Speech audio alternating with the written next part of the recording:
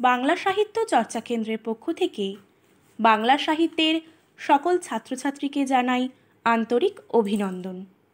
আজকে যে বিষয়টি নিয়ে আলোচনা করব সেটি ইউজিসি নেট পরীক্ষার জন্য অত্যন্ত গুরুত্বপূর্ণ একটি টপিক। এটি টিচিং অ্যাপটিটিউড ইউনিট থেকে আমি আলোচনা করব। সেটি হচ্ছে যে মেজারিং ভেরিয়েবল।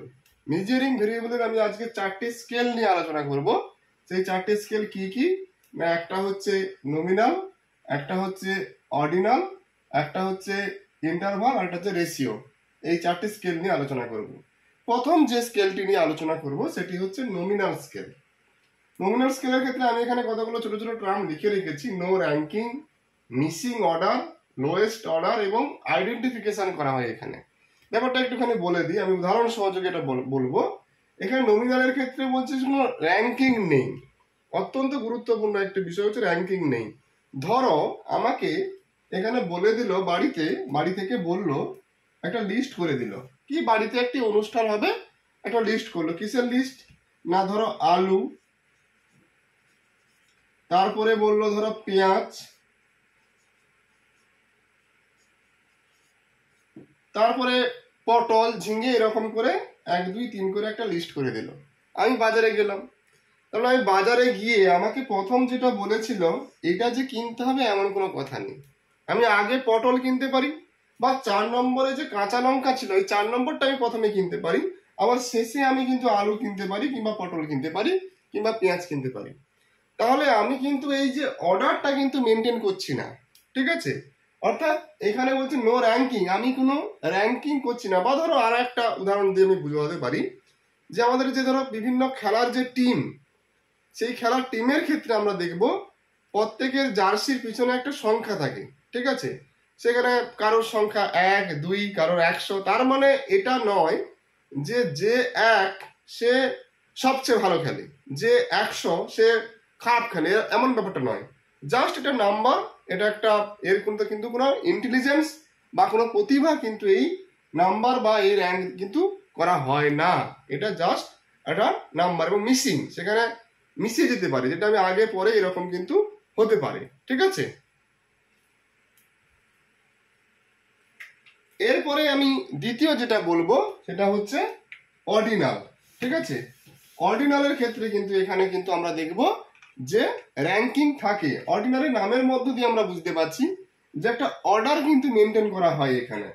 যেমন ধরো কোনো ক্লাসে বা এই যে কোনো ক্লাসে আমরা দেখব সেখানে কিন্তু ফার্স্ট সেকেন্ড থার্ড হয়। ধরো একটা এক্সাম হয়েছে, ধরো বাংলা বিষয়ে পরীক্ষা হয়েছে, সেখানে দেখবো কেউ একজন স্টুডেন্ট সে 98 পেয়েছে, তারপরে কেউ 97 পেয়েছে, তারপরে কেউ 96.6 পেয়েছে। তো এইরকম করে এ হচ্ছে 1 নম্বর, এ হচ্ছে 2 নম্বর, এরকম 3 নম্বর করে কিন্তু র্যাঙ্ক করা হয়। কিংবা ধরো কোনো যে রেজাল্ট বেরোয়, মাধ্যমিক উচ্চ মাধ্যমিক রেজাল্ট বেরোয়, সেখানে দেখা গেল পশ্চিমবঙ্গে 10 জন যে শিক্ষার্থী তারা কিন্তু 1 2 3 4 হয়েছে, তাদের কিন্তু র্যাঙ্ক করা হয়। অর্থাৎ তাদের কিন্তু 1 2 3 করে কিন্তু অর্ডারলি কিন্তু সাজানো হয়, ঠিক আছে? এখানে একটা র্যাঙ্কিং মেনটেন করা হয়, এখানে একটা অর্ডারলি কিন্তু 1 2 3 করে থাকে, যেটা কিন্তু নমিনালের ক্ষেত্রে কিন্তু যেটা ছিল না সেটা কিন্তু অর্ডিনালের ক্ষেত্রে থাকছে। 3 নম্বরের যে বিষয়টা নিয়ে বলবো সেটা হচ্ছে ইন্টারভাল। ইন্টারভাল এখানে কি ব্যাপারটা?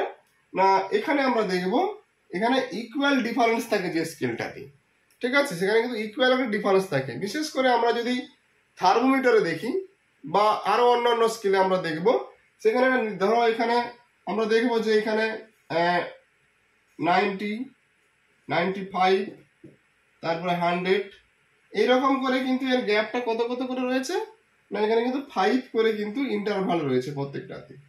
বা এরকম আমরা দেখব কারণ থার্মোমিটারের ক্ষেত্রে সেখানে দেখব 40 45 50, এক্ষেত্রে আমরা দেখব যে 5 করে কিন্তু ইন্টারভাল আছে। বিশেষ করে আমরা দেখব যে এখানে এক্সাম্পল হিসেবে আমি দিয়েছি টেম্পারেচার মাপার ক্ষেত্রে যে আমরা যে থার্মোমিটার দিয়ে যে টেম্পারেচার বা তাপমাত্রা মাপি, সেক্ষেত্রে কিন্তু এরকম ইকুয়াল ডিফারেন্স কিন্তু থাকে।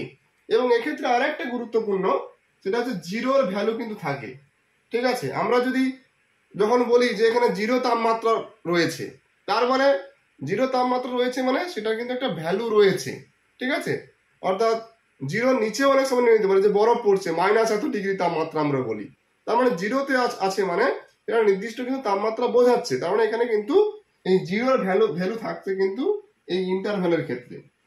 তারপরে ক্ষেত্রে আমরা দেখবো রেশিও, 4 নম্বরের যে স্কেলটা আছে সেখানে রেশিও। এখানে কিন্তু কোনো অ্যাজাম্পশনের ব্যাপার নেই। যেমন ইন্টারভ্যালের ক্ষেত্রে আমরা অ্যাজাম্পশন করে নিয়েছিলাম যে এখানে তাপমাত্রা 0 থাকতে পারে, এরকম একটা অ্যাজাম্পশনের ব্যাপার ছিল, কিন্তু এটার ক্ষেত্রে কিন্তু অ্যাজাম্পশন নেই। এবং এটা হচ্ছে সবচেয়ে হাইয়েস্ট অর্ডার মেনটেন করা হয় এই রেশিওতে, যেখানে আমরা দেখবো এবং উদাহরণ হিসেবে দেওয়া হয়েছে এই যে হাইট কিংবা ওয়েট। এটা ধরো ওয়েট 0 কেজি বলে কিন্তু কোনো ওয়েট হয় না, হাইট 0 উচ্চতা বলে কিছু হয় না। সেখানে ধরো 50 কেজি কি 60 কেজি কি কারোর ধরো এত সে উচ্চতায় রয়েছে, সে তার উচ্চতা এত, এই পরিমাণ নির্দিষ্ট একটা পরিমাণ থাকে এখানে। হ্যাঁ, এখানে কিন্তু কোনো জিরোর ভ্যালু কিন্তু থাকে না। তো এই 4টি স্কেল কিন্তু অনেক সময় কিন্তু পরীক্ষাতে আসতে পারে, প্রশ্ন দিতে পারে যে কোনটাতে র্যাঙ্কিং মেনটেন করা হয় না, বা কোনটাতে অর্ডার মেনটেন করা হয়, বা কোনটাতে টেম্পারেচার মাপা হয়, কোথায় জিরোর ভ্যালু থাকে, এরকম প্রশ্ন কিন্তু পরীক্ষাতে আসতে পারে।